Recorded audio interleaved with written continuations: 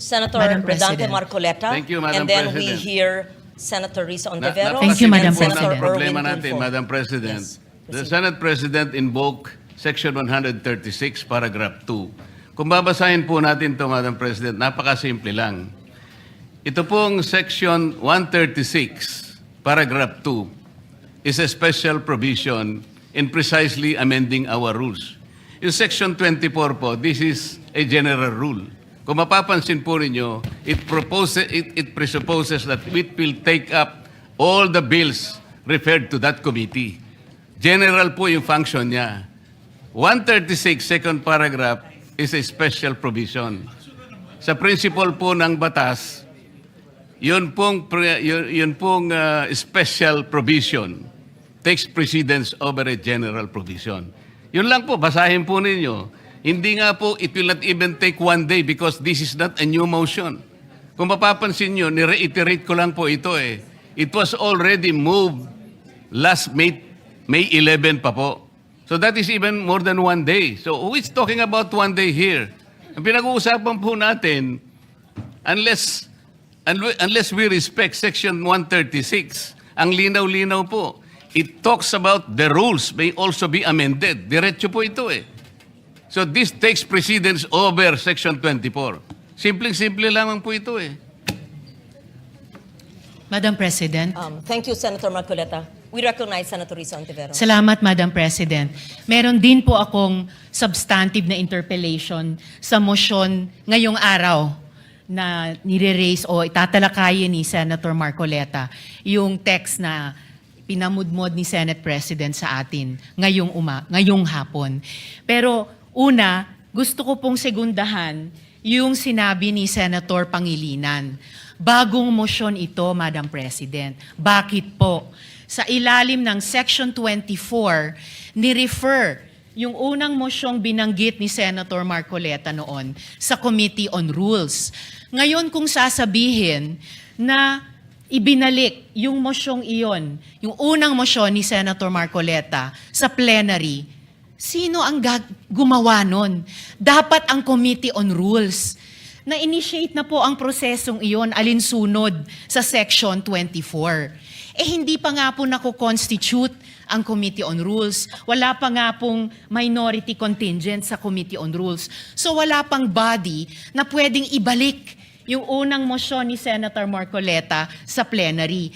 Kaya ko sinusugundahan ang sinabi ni Senator Pangilinan. Ito pong mosyon na gustong talakayin ni Senator Marcoleta at pinamudmod ni Senate President sa atin, bagong mosyon po siya. Kung kaya't nag-a-apply po ang Rule Section 136 na kailangan bigyan ng isang araw pa pagkatapos ito i-move para talakayin. And tama si Senator Pangilinan, sa Lunes pa po yun, Madam President. Salamat, Madam President. Madam President, without giving meaning to anything, ito Senator pong Marcoleta. mahirap kasi kung wala po tayong legal background dito. Kaya sinasabi ko na nga po, hindi po bagong motion ito eh.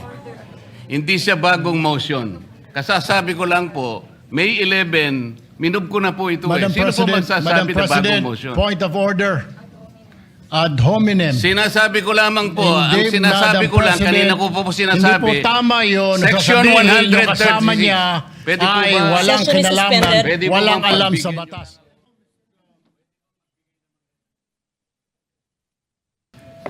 Yes, Senator Cayetano. I'm listening to the two senators, and as I mentioned kanina na wag na tayong gumamit ng brasuhan, etc. And I see the point of Senator Risa, but I'm also listening to Senator Marcoleta. It's kumbaga sa libro, iba yung love language, but I don't think they're meant to be any offense. Having said that, we're only discussing whether we will take up the amendment or not. And we have exhausted already all the arguments. This is a simple motion, so I move that we divide the House. May I reiterate my motion. Then we can go into the merits and they can try to convince us whether or not we agree. So the motion is to take up the amendment to our rules as proposed by Senator Marcoleta. The objection is that it is not in order because we did not follow our own rules. Madam Chair, Madam President, Before that, Madam President, yes, we recognize Senator Erwin Tulfo. Madam President, my question is, why is the majority in such a hurry to tackle this motion? This allowing a senator for justifiable reasons to attend and participate in the session through teleconference, whereas in Rule 14, Section 41, under B, it says convene and hold a session through teleconference, video conference, or other reliable forms of remote or electronic means using appropriate information and communications technology system due to force majeure, Madam President, or the occurrence of a national emergency. I guess, Madam President, this justifiable reason, what is that? Does that fall under force majeure or does it fall under national emergency, Madam President? My question Madam is, Chair. why are we in so hurry? Why are they, the majority, in a hurry to tackle this motion and divide the House, Madam President?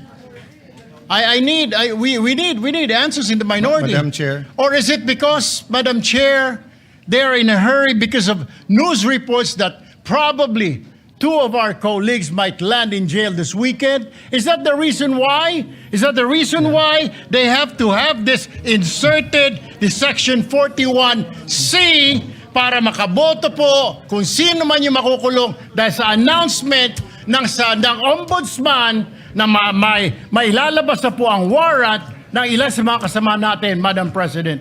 That is my question, Madam Madam President. Chair, the We recognize gentleman Senator- is out of Senate order because his question sa nagmamadali, bakit, can be discussed in the actual motion. Can be discussed after the motion whether we should take it up. We take offense that bibigyan niya ng ganyang kulay. It's just like us saying, are you afraid if we have the hearing on the Blue Ribbon on flood control, mababanggit ka rin? You do not make that kind of statements here in the Senate because you assume good faith from everyone. That rule hindi minadali. May 11 pa ho yun. So Madam Chair, I move that we divide the House. And the voting will be done via Viva Voce. Madam President, Minority Leader. I move to adjourn or a quorum call.